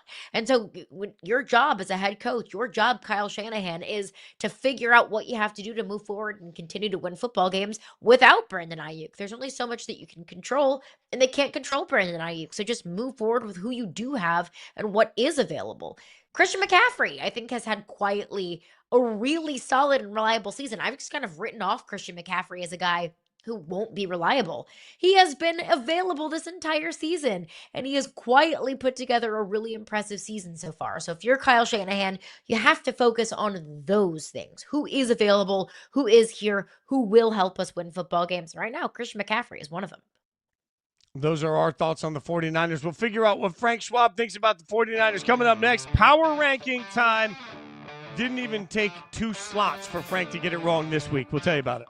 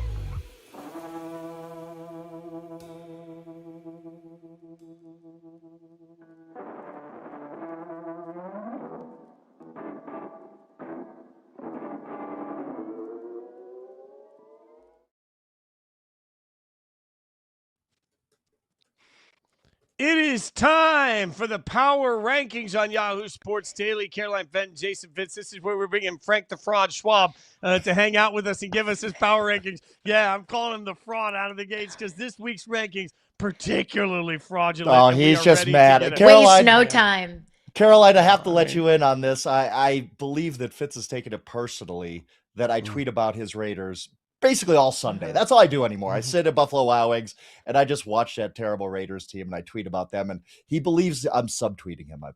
I think he just thinks I'm taking personal attacks, but it's coming from a personal place. But Fitz, it is an intervention. Like Fitz, please don't watch this team, and please don't watch. You know what? Don't do this to yourself. Take a walk. Look, the Raiders are my crazy ex. I can't help it. Every time I think I shouldn't go back on a date, we do, and that's what happens. Then this happens. We don't, believe me, we got a long time before we get to the Raiders because we know where they'll be on this power ranking. Let's get to the top of this thing at 1 through 4, and let's just get right to the fraudulent activity. The Rams at 1, fine. The Seahawks needed a gift from the gods to beat a 372-year-old fat man at quarterback. Meanwhile, the Broncos He's just puffy. With one He's of not the most fat, okay? Puffy man. And the Broncos go out with one of the most impressive wins we'll see. And you, the person that's been telling me all year, the Broncos are only 2 or 3 plays away from being undefeated. You have the Broncos at 3 under the Seahawks who needed help beating Croissant Rivers. Is that how I sound? Wow, that was Croissant Rivers. I do like that. I still think the Seahawks. Look, this is what happened to the Seahawks on Sunday. I will tell you exactly. They were like, well, the Colts are dead. We know that. They're not beating us with Phillip Rivers, but we have Super Bowl 59.5 or whatever number we're up to on Thursday night against the Rams. They were looking ahead. They overlooked the Colts and still won. So look, it was not a pretty performance in any way. And if they play like that against the Rams, they're going to get beat. I give them a pass, though. I say, Seahawks have been very, very, very good all season. I'm leaving them at number 2. I believe in them. And we'll see. Like on Thursday night, we will see. Because I'm telling you, if they win on Thursday night, they will be talking a week from now. And I'll be saying, yep, Seattle's the number 1 team in the NFL. And it's undisputed at this point. Okay, let's move on to the next group. I have a feeling, Frank, that you just are looking ahead to Christmas. You're just mailing it in. Didn't feel like doing a whole lot of work this week. Because I just watched the Buffalo Bills beat the New England Patriots just a couple of moons ago. And the Buffalo Bills moved up 1 spot to 8, 4 spots below the team that they just beat. Make sense to me, Frank. I don't believe in the Bills. I don't. I think the odds makers do. They love the Bills. They think the Bills are just Josh Allen's gonna carry them to the Super Bowl. And maybe that happens because Josh Allen's Superman. And at this point, I would vote him MVP if I had a vote. I think he's played that well. But that team is so flawed around him. They gave up 7 yards per play against the Patriots. They did fall behind 21-0. I did watch them get blasted by the Texans like 3 weeks ago. When people are all up on me like, oh, nobody's beating the Bills in the playoffs. I'm like, did you not watch them play the Texans like 3 weeks ago when the Texans absolutely obliterated them? So I just think the Buffalo Bills are a very flawed team with one superhero on the field. The James Cook is very good too, by the way. But Josh Allen is the reason there's hope for the Bills. But I just look at this as a flawed team. I think their defense is bad. I think their receivers are bad. I think their offensive line is okay, I guess. Their coach is under fire for good reason. I don't see there being any improvements. So I just look at the Bills as a flawed team with one great player. And maybe one great player is good enough in this year's AFC. But I just look at just not a Bills believer. That's what I'm a hater. To put it that way. I'm just not feeling the Bills as this. Hey, they're going to win the AFC. Yeah, not a believer. No, nobody's circling the wagons with them this year. No. But all right, so then let me push back on that with this. If you're not a believer in the Bills, which I'll buy, that's fine. Let's take the Bills off the Patriots schedule. What's the best win the Patriots have this year if we take the Buffalo win out? Like, I mean, the Panthers early weren't good. The Saints, the Titans, the Browns, the Falcons, the Bucks, the Jets, the Bengals, the Giants. Those teams mostly suck. So if you don't believe in the Bills, what have we seen from the Patriots that you do believe in that would put them ahead of Chicago or the Texans? It is fair, but I will say, look, the Buccaneers it's a solid win.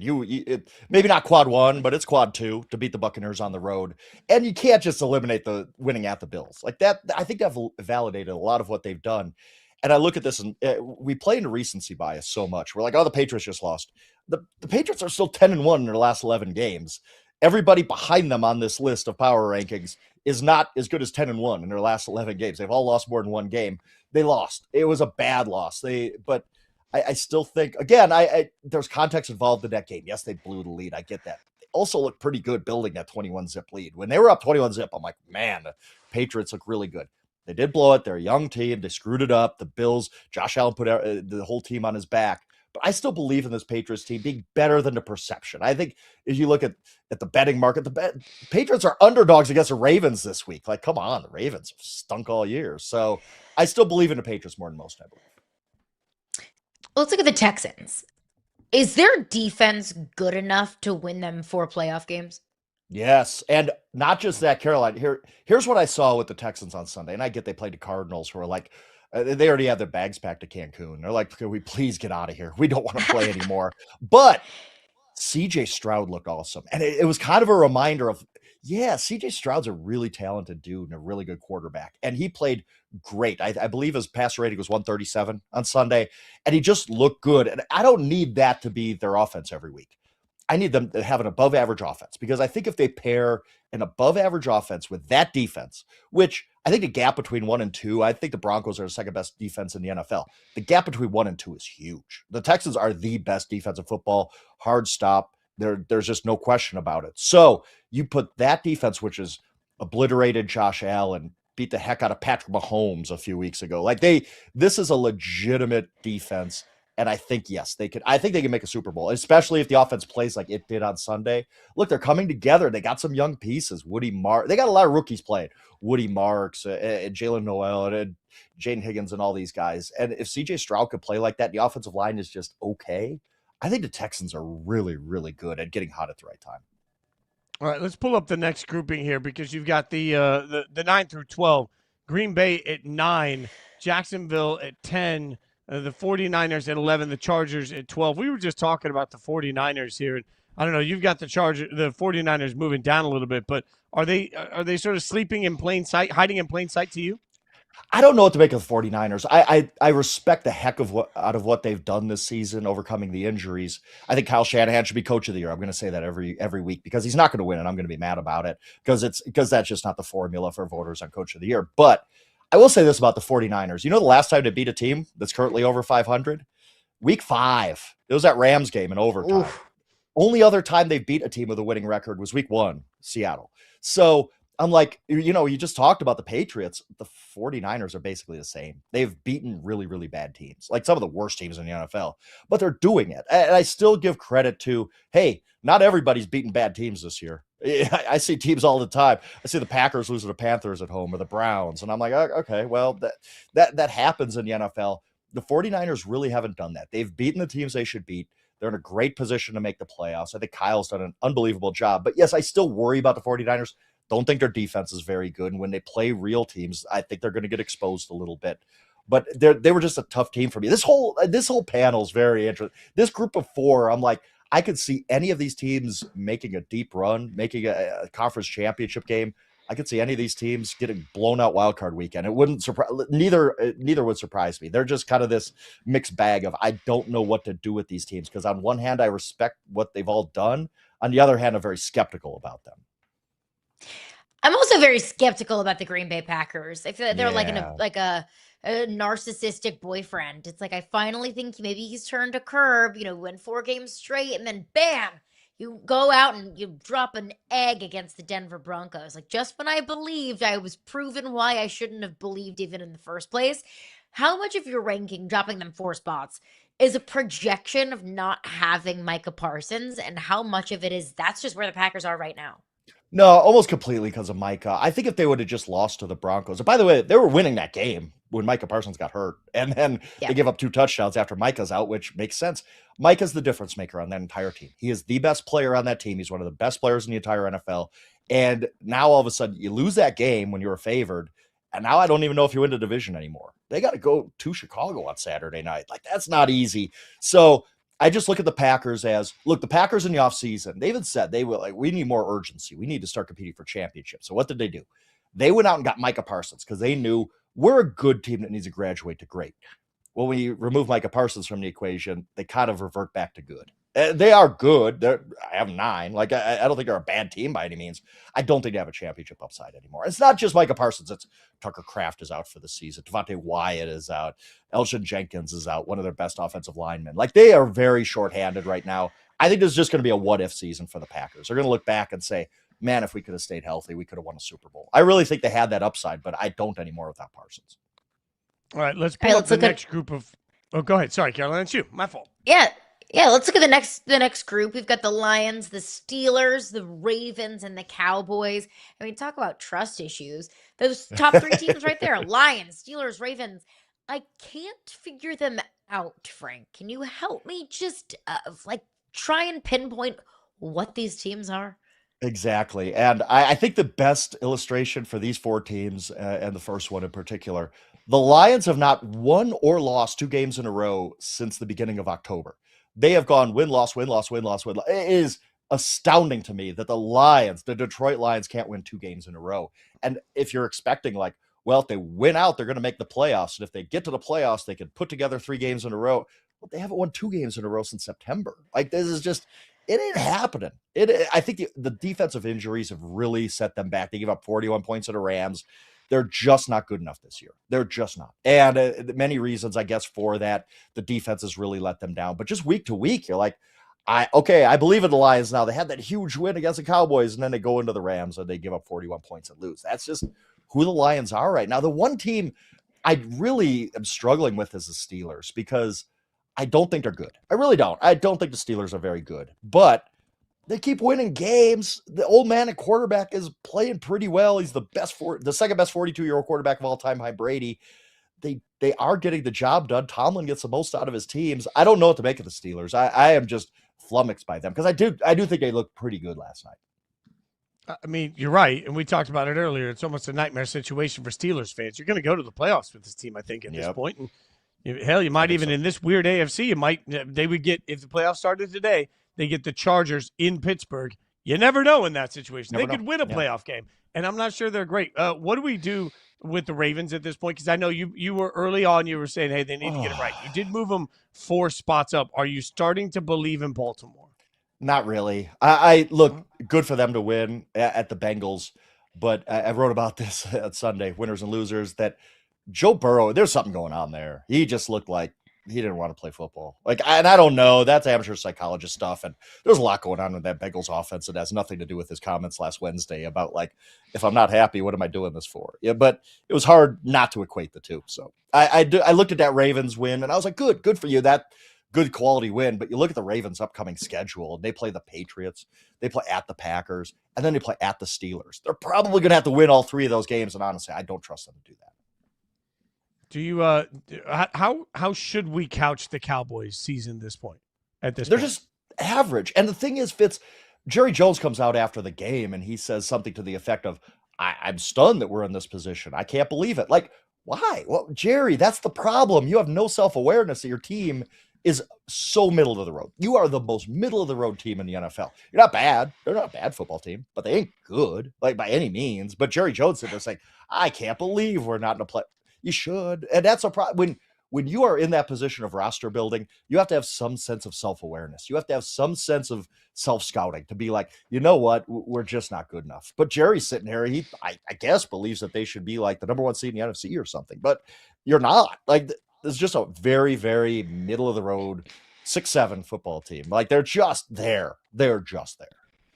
Frank with the 6-7 I know you like that. Well done. Let's pull up the next. That was perfect. Let's get the next one up. The next listing: the Chiefs, the Buccaneers, the Panthers, and the Vikings. Here, what do we do with Casey? I'm surprised, honestly. You only dropped him 2 with no Mahomes. Yeah, I know. I thought about dropping him further, but I just want to.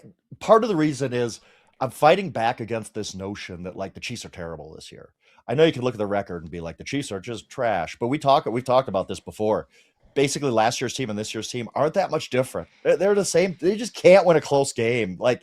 They're not a bad team. I did before the Mahomes injury. I heard, the dynasty's over. They're done. They're dead.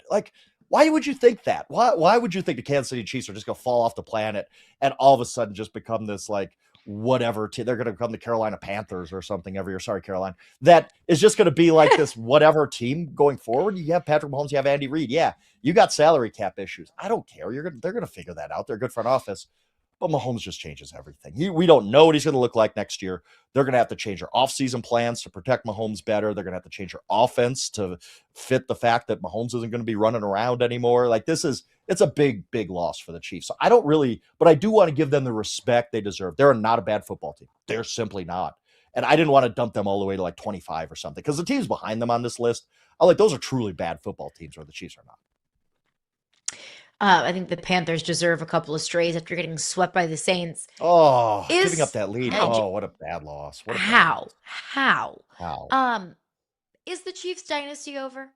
I don't think so because I don't think Patrick Mahomes is going to be one of these guys who just never is right anymore from the ACL. I think he's going to be Brady. Yeah. Like, remember, Brady tore his ACL 2008, first game of the season. He came back and obviously had a Hall of Fame career after that, like a separate Hall of Fame career after that. So I think that Mahomes is going to be fine. And I'm never going to say like Patrick Mahomes and Andy Reid together just can't. They're never going to win another Super Bowl. They might not just because it's really hard. But one bad year, and it's not even I know people are like, just want to bury the Chiefs. They're wishing for this. They've been praying for this. And now they get to do their victory laps. The Chiefs are not having a terrible season. They're having terrible luck in close games, period, and stop. And they're not making the plays in those close games. I'll give you that. But this Chiefs team, I don't think the dynasty's over. I think they're going to be still very good. I have faith that Patrick Mahomes coming back strong off of this. All right, let's get to the next grouping. You've got the Indianapolis Colts with Old Man Rivers at 21, Atlanta Falcons at 22, the Dolphins at 23, even after a valiant little effort there in the fourth quarter last night, and then the Cincinnati Bengals at 24. We mentioned Joe Burrow earlier with some disturbing probably isn't the right word, but if you're a Bengals fan, yeah, it was disturbing comments about not having fun. If I'm not doing this, why, if I'm not having fun, why am I still doing this? With the Dolphins, they got to move on from Tua. That's how you fix that team. Yep. The Indianapolis Colts, you have to get Daniel Jones healthy. That's how you fix that team. How do you fix the Cincinnati Bengals? I don't know at this point. I really don't, because they don't have the resources to go out there and fix everything they need to fix. Like, I look at that defense and I'm like, especially with Trey Hendrickson probably moving on, you could replace 9 or 10 starters if you wanted to. They're that bad on defense, and you don't do that in one off season.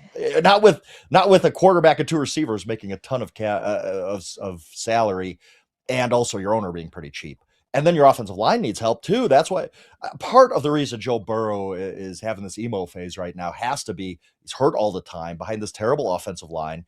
Everybody has made the Andrew Luck equation by now, where you're like, he just hates being hurt all the time. And the offensive line plays into that so much. So I don't know how the Bengals fix this. I do think I think it's time to switch a head coach. I think you miss out on, I don't care if Burrow's been hurt. You miss out on the playoffs 3 straight times in Joe Burrow's prime. You're turning this guy into Archie Manning all of a sudden, where he's just a great player on a really, really bad team. I think the coach has got to go. I think you got to just change everything. What you have to do, if you're Mike Brown, if you're the owner there, you have to sit down with Joe Burrow and say, how do we fix it? That's the question for him. And I know people are like, why do you let LeBron be GM? And why do you let Aaron Rodgers do whatever he wants? It's because these guys are superstars. And yes, you do need to cater to them a little bit. And I think ownership needs to sit down with Joe Burrow and say, what do you need to make this right?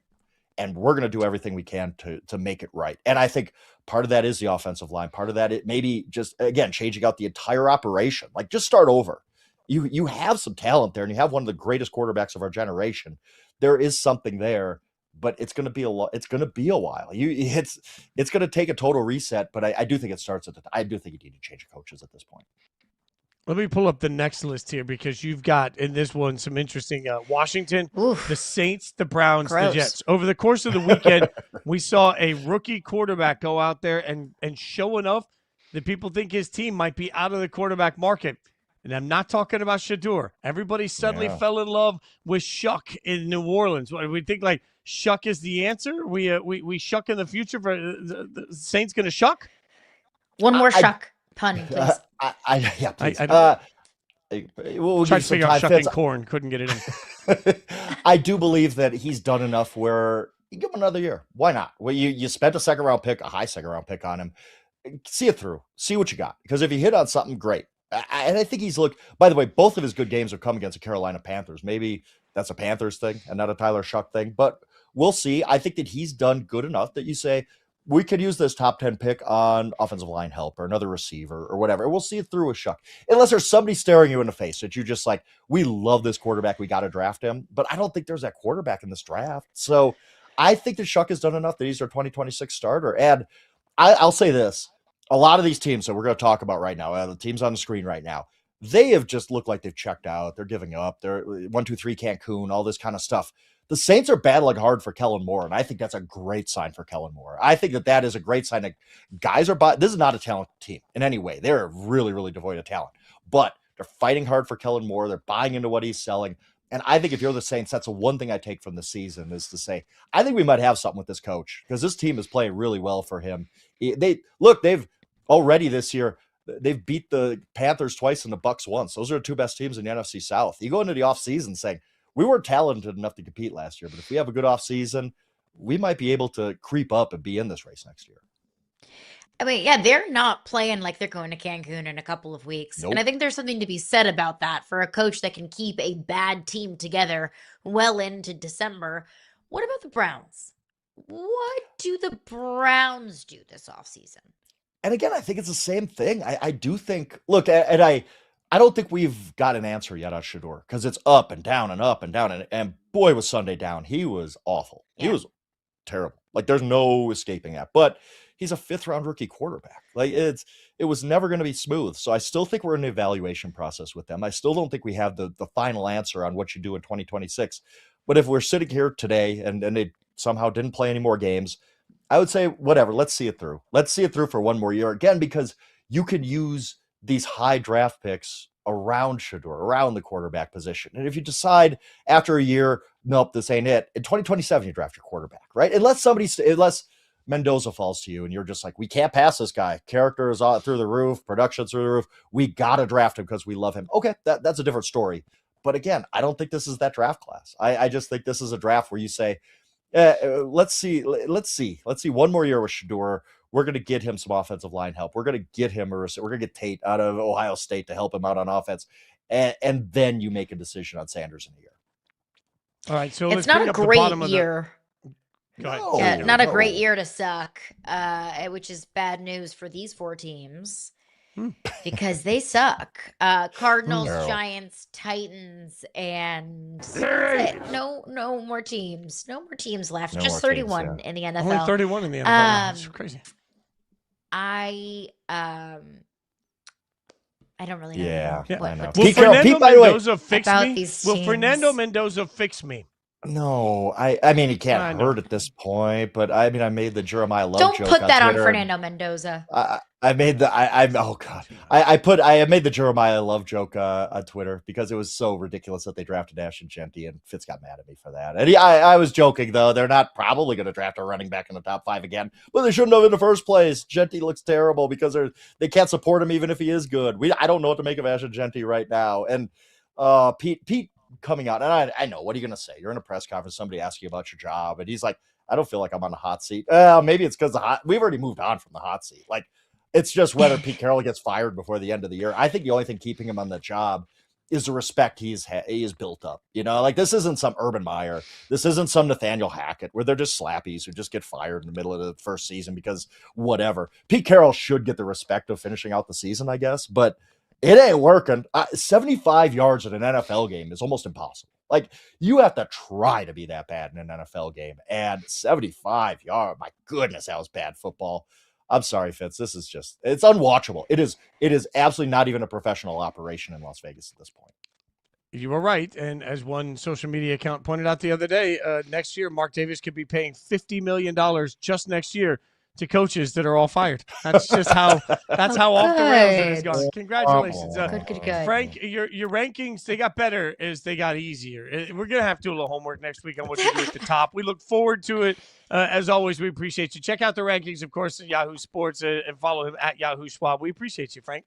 Absolutely, guys. Thank you, Frank.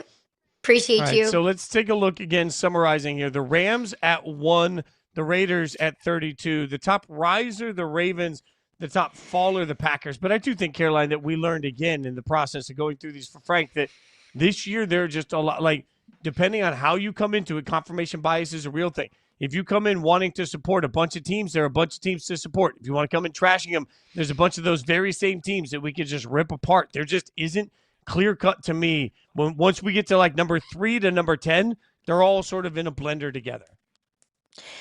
This is the point in the season where we have to make sure that we are keeping context of the entirety of the season. That it is so easy for us to totally and completely change our minds on some of these teams with how fickle some teams have been. The Steelers have been fickle. The Packers, the Lions, the Bills. I mean, there's a million teams that you could name that have looked great for a couple of weeks and then just lay an absolute clunker. And I think that having the Bills still 4 spots below the Patriots, maybe it feels wild and crazy just days after the Bills beat the Patriots. But when you look at the entirety of the season, like, I don't think that's totally and completely wrong. But Fitz, I would like to say, I would like to hold you accountable to a take that you had this summer, and that is that you should take Ashton Genty with the number 1 overall pick in your fantasy drafts. I'll never forget that one. That was a doozy of yours. That didn't work. By the way, I thought that was going to be on a 6-win That's okay. Sometimes you go big and sometimes you just go home. And that's what I should do. Next summer, any fantasy takes I have involving the Raiders, you should just take and you should throw right back in my face. I deserve that. I have no idea how it got this bad this fast. But I know that tomorrow we'll be here to cover it. Yahoo Sports Daily will be back right here at 9 a.m. She's Caroline Fenton. I'm Jason Fitz. Thanks so much for watching. Have a great day. Come back tomorrow.